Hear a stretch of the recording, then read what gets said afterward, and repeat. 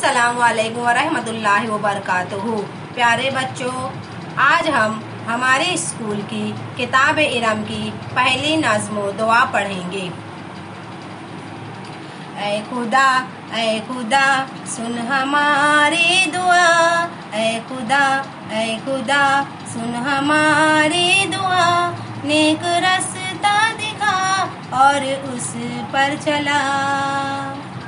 اے خدا سن ہماری دعا، نیک رستہ دکھا اور اس پر چلا۔ اے خدا سن ہماری دعا،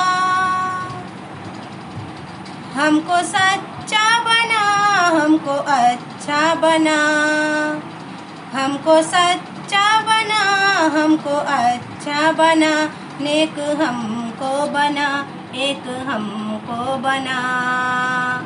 اے خدا سن ہماری دعا،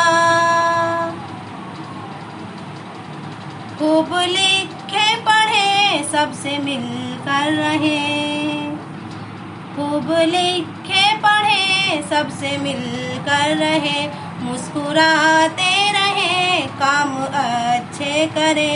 اے خدا سن ہماری دعا، نیک رستہ دکھا اور اس پر چلا۔ اے خدا سن ہماری دعا۔